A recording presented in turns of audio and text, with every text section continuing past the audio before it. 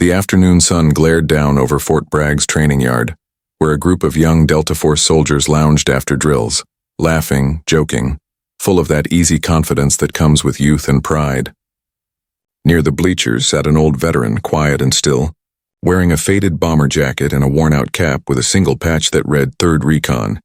His forearm rested on his cane, revealing a faded tattoo, an insignia no one recognized anymore. The lines were old. Ink bled into the skin with time, but to him it was a memory of brotherhood and sacrifice. One of the soldiers, Corporal Reeves, nudged his buddy and laughed. "Check that out, man. Looks like something from a comic book." The others snickered. "What is that, Grandpa? Some biker gang?" The old man didn't react. He just sat there, eyes fixed on the training field, lost somewhere decades back. Reeves grinned wider, stepping closer. "Come on, old-timer. Tell us what it means. You serve in the dinosaur wars?" The laughter grew louder, a careless wave of disrespect rolling over the yard. Even a few recruits nearby joined in, not realizing who they were mocking. Finally, the veteran spoke, voice calm but heavy. "Son, that ink was carved by fire, not fashion." The words fell into silence for a moment, but then Reeves chuckled again. "Yeah, fire from what, a camp stove?" The old man simply turned away, the sunlight catching on his worn metal pinned to his jacket. A silver star, though the soldiers were too busy laughing to notice. Nearby, a few onlookers watched uncomfortably. One whispered, "That's not right, man." Another began recording the exchange on his phone. Something about the old man's composure, the quiet dignity he held, made people uneasy. And then, it happened.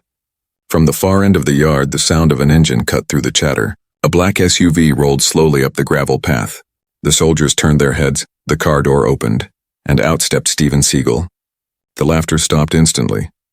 What happened next made every soldier on that base regret what they'd just said. As Steven Seagal's boots hit the gravel, a hush fell across the training yard. The sun glinted off his black shades as he scanned the area, calm, composed, but with that unmistakable authority that made even elite soldiers stand straighter. The group of Delta Force men quickly dropped their grins, exchanging uncertain glances. The veteran, still seated on the bench, didn't move. He knew that walk. He'd seen it before, decades ago, when men like Seagal were younger, hungrier, and part of something the world was never supposed to hear about. Seagal walked straight toward him. "Mike," he said quietly. The old man looked up, eyes softening. "Didn't think you'd recognize me, Steve." The soldiers froze. "Steve? Did that old man just call Steven Seagal by his first name?" Reeves cleared his throat, trying to recover his confidence. "Sir, we were just talking with this veteran here." Seagal cut him off with a slow turn of his head. Even behind those dark glasses, the look was sharp enough to slice through steel. "Talking?" he repeated. "Or disrespecting?" No one answered. The tension in the air could have snapped a flagpole in half. Seagal turned back to the veteran and placed a steady hand on his shoulder. "How you been holding up, Mike?" The old man gave a tired smile. Still standing. "That's all that matters." One of the younger recruits whispered to his friend, "Wait, who is he?" The friend shrugged nervously. "I don't know." "But Seagal seems to." Seagal heard them. He turned slightly. "You don't know him because you weren't there when it mattered." He faced the group, his voice steady and low, every word carrying weight. "This man's the reason half your unit exists today. Before you were even born, he fought in operations no one will ever write about. Missions where men disappeared to protect the same freedom you joke about." Reeves looked down, guilt flashing across his face. Mike chuckled softly, shaking his head. "It's all right, Steve. They're just kids. They don't know." But Seagal wasn't having it. "No, Mike, respect isn't about age, and it's about awareness." He faced the soldiers again. "That tattoo you laughed at? It's from the 3rd Recon Ghost Unit. That ink was earned by men who never came home." The group went silent. Every soldier there suddenly realized the weight of their mistake. Mike rubbed his forearm gently, tracing the old symbol as if feeling the names of the brothers he'd lost. "We had no patches, no cameras, no medals. Just each other, and sometimes not even that. For a moment, no one dared breathe. Even the wind had gone still. Reeves finally muttered, "Sir, we didn't mean—" Seagal's voice cut in, quiet but sharp. Intentions don't matter when your words dishonor someone who carried the flag before you. The young man's jaw tightened. He wanted to respond, but the guilt was too heavy. His teammates stood frozen, eyes lowered. Seagal turned back to Mike. You still keep that picture?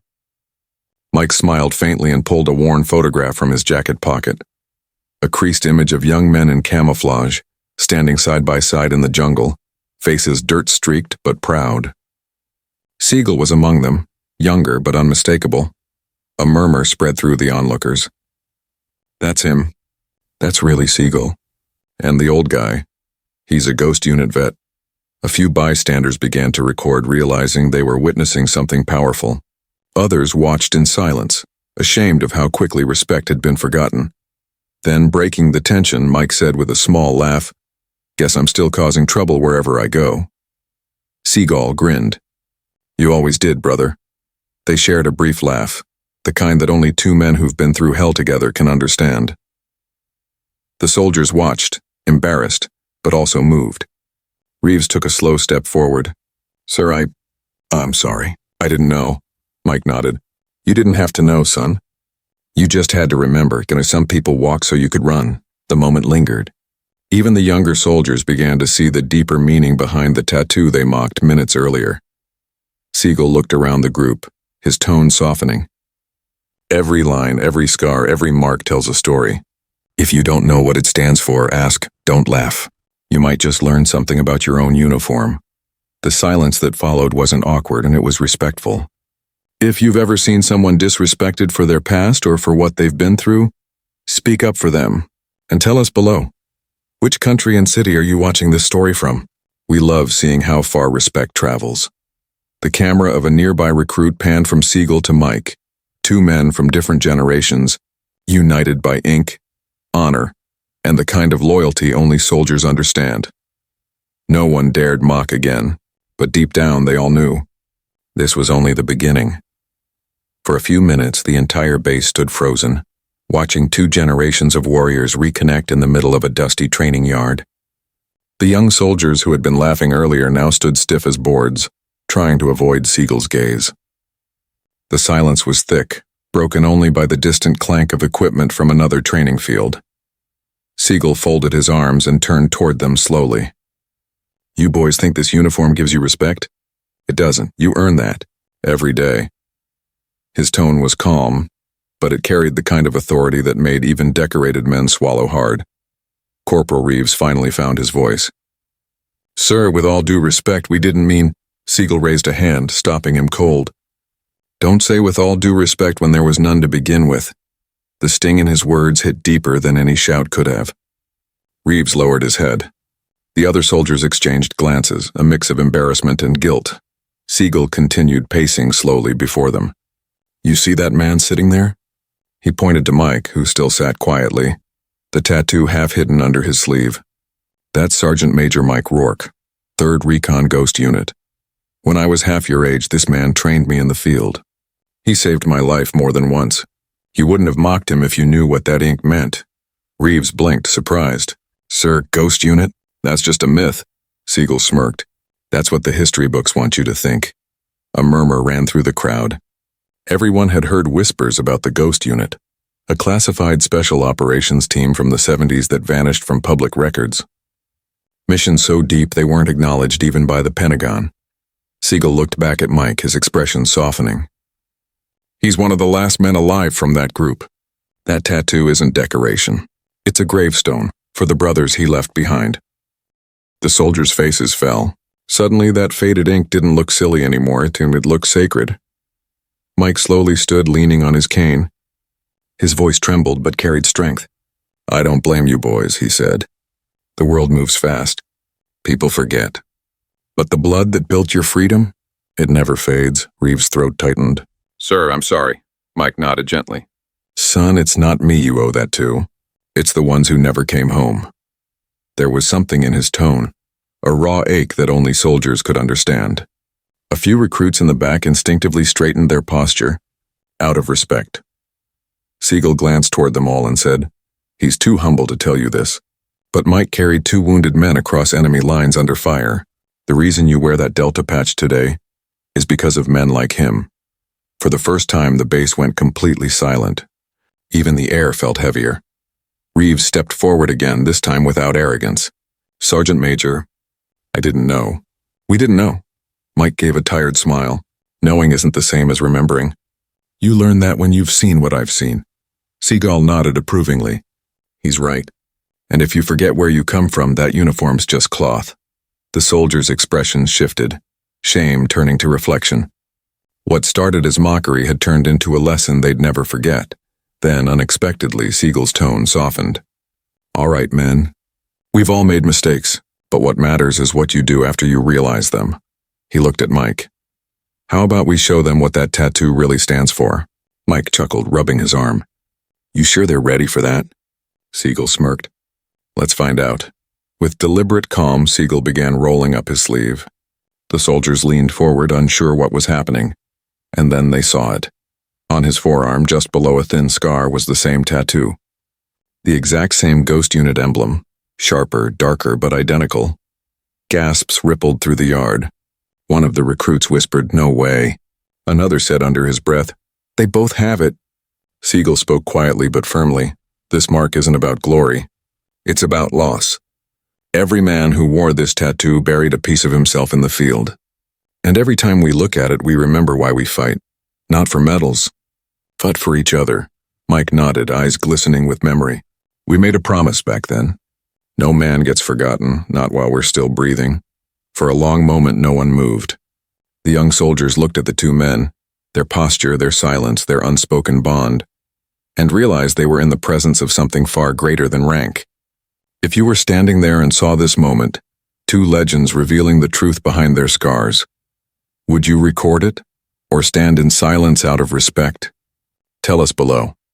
As the sun dipped lower over the base, Seagal placed his arm around Mike's shoulders and said quietly, "They may be the best of the best now. But you, my friend, were the first of the few." The crowd clapped softly.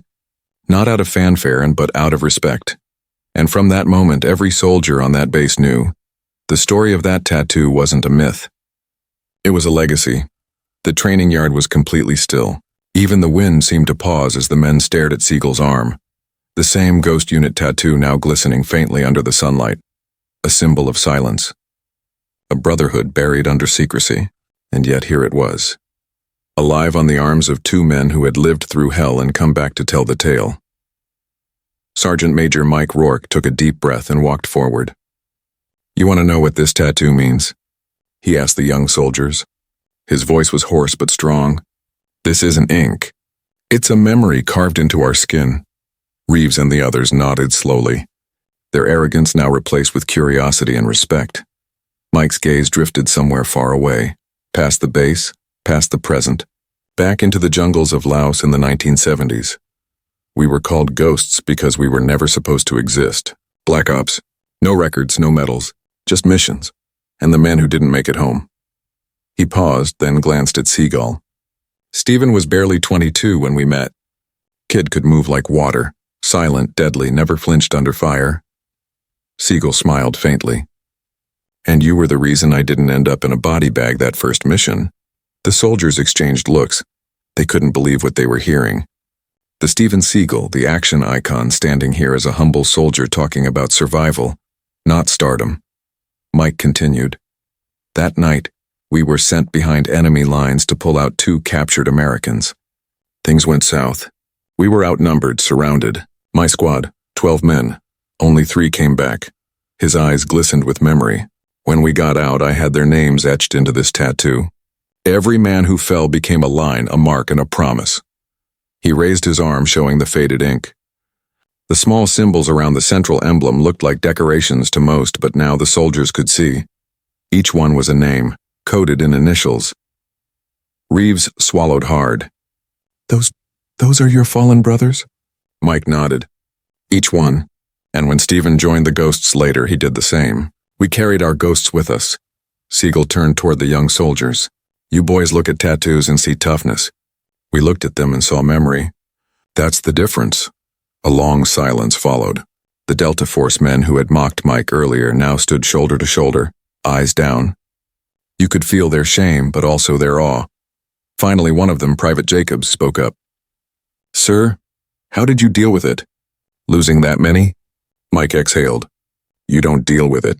You just make sure their sacrifice meant something. That's all any soldier can do, Seagal nodded. That's why we fight. Not for glory, not for medals. For the man standing next to you. And for the promise that if he falls, you'll carry him, somehow. He looked over the group, then added softly, That's why I still wear this. Not because I was a ghost, but because the ghost never left me. A lump formed in Reeves's throat. The lesson hit deeper than any lecture could. He thought of his own tattoos, random symbols of strength and identity, and realized how hollow they were compared to what stood before him. The old veteran's tattoo wasn't about pride. It was about remembrance. Then Mike motioned toward Seagal. Show them the other side.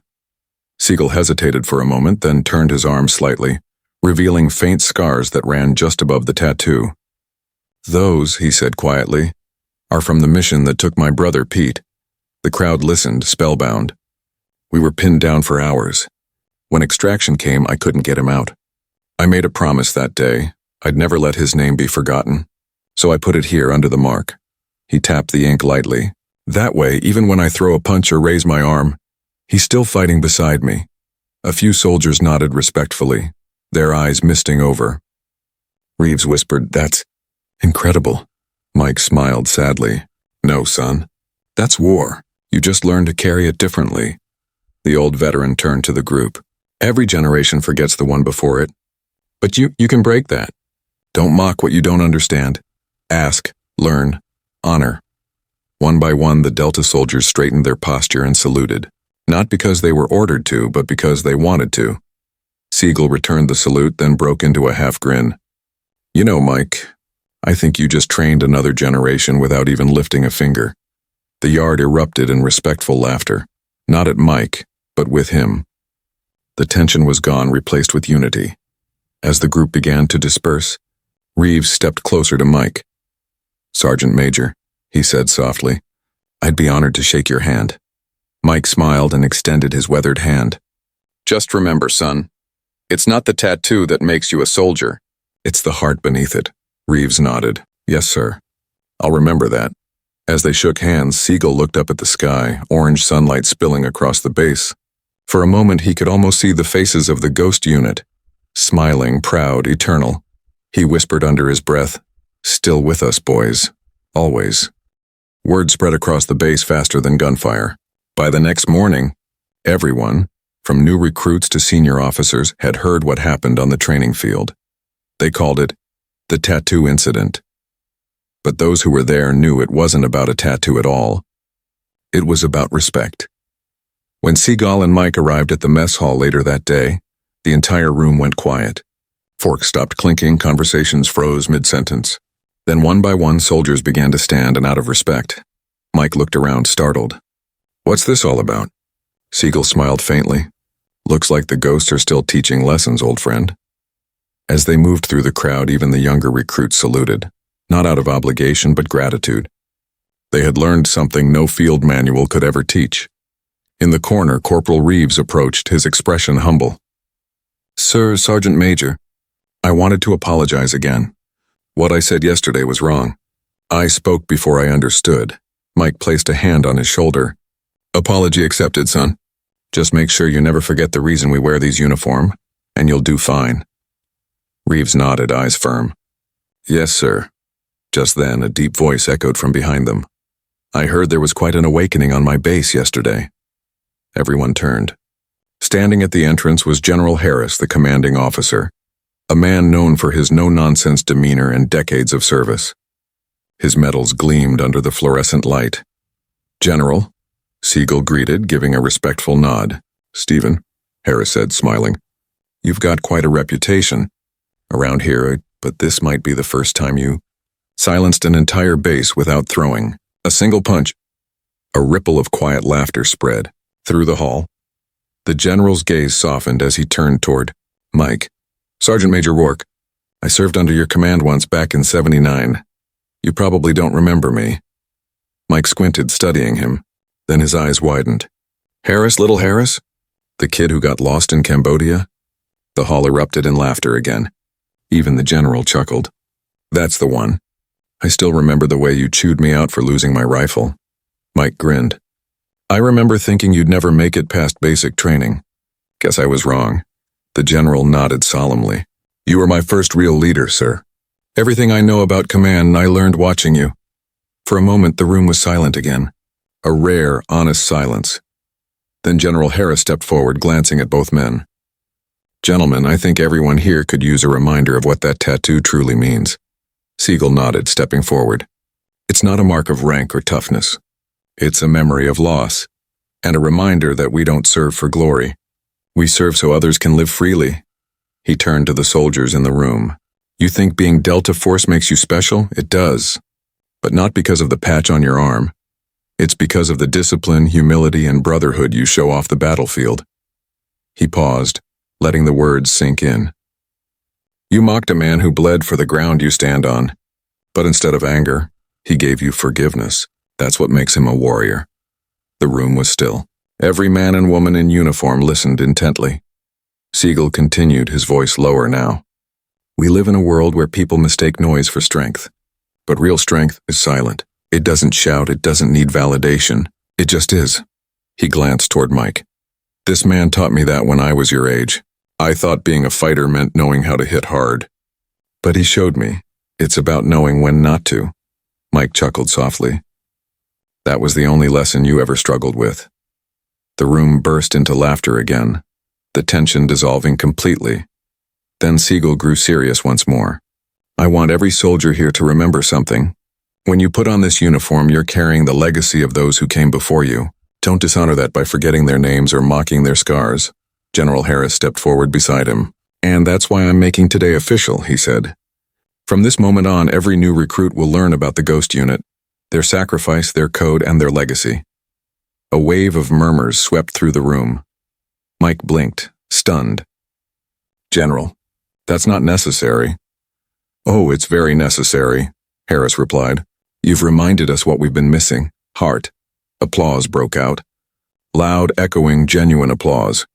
Reeves and the younger soldiers stood the tallest, clapping hardest.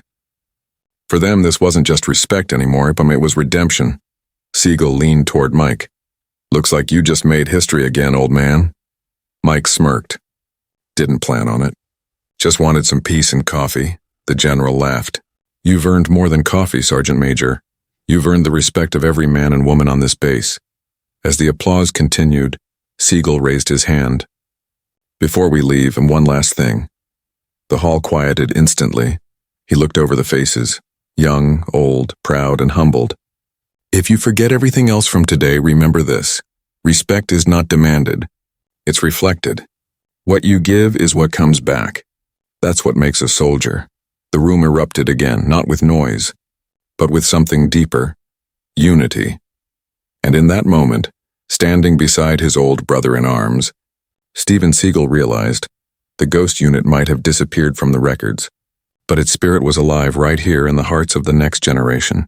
If this moment gave you chills, seeing respect pass from one generation to the next, tell us below which country and city you're watching from. Let's honor all veterans, no matter where they served. The next morning, what happened on that base wasn't just a local story. It was everywhere. A young recruit had recorded part of the exchange between Steven Seagal, Sergeant Major Mike Rourke, and the Delta Force soldiers. The video showed the exact moment Seagal rolled up his sleeve, revealing the same tattoo as the old veteran. Within hours, it had gone viral. The caption read, "They mocked an old soldier, until Steven Seagal showed them who he really was." By noon, millions had seen it. Twitter, TikTok, Facebook. Every platform was flooded with clips, quotes, and reactions. Hashtags like Yarn Respect the Veterans and Ghost Unit trended worldwide.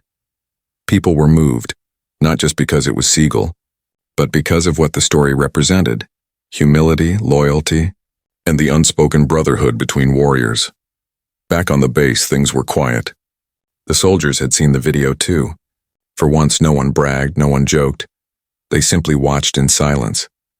Mike, however, had no idea about his newfound fame. He sat on a bench near the barracks, sipping black coffee, wearing the same faded jacket from the day before.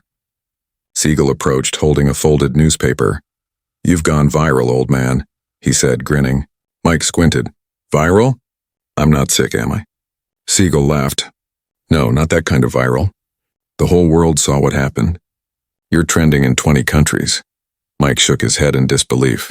For what? For standing still and letting a bunch of kids learn a lesson? Seagal smirked. Exactly. That's what makes it powerful. Just then a few young soldiers approached, not out of duty but admiration. Sergeant Major, sir, one of them said nervously. We just wanted to say, thank you. You changed the way we look at service. Mike smiled kindly. Son, I didn't change anything. You just opened your eyes. One of them asked shyly, Sir, can we take a picture with you? Mike chuckled. Sure, just don't make me look too ancient. They laughed, snapping photos. In the background, Seagal watched, a quiet pride in his eyes. Later that afternoon, General Harris gathered the entire base for an unexpected assembly. The flag fluttered high against the setting sun as hundreds of soldiers stood in formation. When Mike arrived, he looked confused.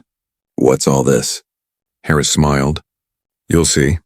As the crowd fell silent, the general stepped forward to the microphone. Men and women of Delta Force, today we honor not just a soldier, but a symbol of what it means to serve with humility, courage, and respect. He turned toward Mike. Sergeant Major Rourke, this basin and the entire world has been reminded of your sacrifice. You represent the spirit of every man and woman who gave more than they ever got. Applause thundered through the yard. Mike looked overwhelmed, shaking his head slightly. I don't deserve this, he murmured. Seagal placed a hand on his shoulder. Yes, you do, General Harris continued. In honor of your service and the legacy of the Ghost Unit, we're dedicating a new training hall, the Rourke Brotherhood Center, to remind every future soldier that respect isn't given by rank, but earned through sacrifice. The crowd erupted again. Some clapped, others wiped their eyes. Mike's lips trembled. I don't know what to say, Seagal whispered. Say what you always tell me. Keep it simple. Mike stepped to the microphone. The crowd went silent. I'm not a hero, he began softly. I'm just a man who did his duty. I've seen brothers fall, and I've seen others rise to take their place. The only thing that matters is that we never forget them. His voice cracked. That tattoo you all saw? It's not about strength. It's about remembrance. Every line, every mark. It's a promise to never let the fallen fade away. You could hear the sniffles across the field. Mike nodded once. That's all I ever wanted. Respect the ones who came before you, protect the ones beside you, and pray for the ones who'll come after. When he stepped back, the crowd roared with applause, a sound that felt like thunder rolling through the air. Seagal then took the stage. There's something I want to add, he said. When I first joined the Ghosts, I thought power came from how fast you could hit, or how many fights you could win. But this man, he pointed to Mike, taught me that true power comes from restraint, discipline, and compassion. He looked over the crowd. If you think respect is weakness, you've never met a real warrior. The soldiers cheered, again chanting, Rourke, Rourke, Rourke. Mike laughed through his tears. All right, now that's enough. I can't handle fame at my age. Seagal grinned. Too late. You're officially a legend now. If this moment touched your heart, seeing a forgotten veteran finally get the respect he deserved, type respect in the comments below. And tell us which country and city you're watching from. Let's see how far this story of honor can travel. As the sun dipped below the horizon, Seagal and Mike stood together, watching the flag sway gently in the wind. Seagal said quietly, You see, brother? Ghosts never really disappear. Mike smiled, his eyes glistening. No, they just find new hearts to live in. The crowd continued to cheer behind them, and for the first time in decades, the old veteran didn't feel forgotten. He felt seen, and somewhere beyond the noise of applause and fame, the spirits of the Ghost Unit stood proudly, their legacy reborn through respect, humility, and the bond of brotherhood. It had been a week since that unforgettable ceremony. But what happened on that base, that moment between an old veteran, a Hollywood legend, and a group of humbled soldiers, was now more than just a viral clip. It had become a movement. Everywhere, people were talking about the Ghost Unit Code. News anchors replayed Seagal's speech about humility. Veterans from around the world shared their own stories, showing faded tattoos, medals, and scars that told 1,000 silent tales. In the Philippines, an old soldier stood before his grandchildren, pointing at his arm. "You see this? This is like Sergeant Major Rourke's. It's for the men I lost." In Canada, a group of retired Marines raised their glasses to the screen and said, "To the ghosts, and to all who never came home." And in the US, teachers began using the video in classrooms to talk about respect, sacrifice, and empathy. The message had crossed borders, generations, and languages. Back at the base, Mike Rourke's name was now etched in stone above the newly built Rourke Brotherhood Center. It wasn't fancy, just strong, simple, and dignified like the man himself. Mike visited it quietly one morning, leaning on his cane. The walls inside were lined with photos, some of him, some of the Ghost Unit, and others of soldiers who had given their lives over the years. He traced his fingers over the cold marble where his comrades' names had been engraved. "You boys made it home after all," he whispered softly. Behind him, Seagal approached, hands in his jacket pockets. "Didn't think I'd find you here alone," he said with a half smile. Mike chuckled. "Old habits. Soldiers don't like goodbyes, they just walk it off."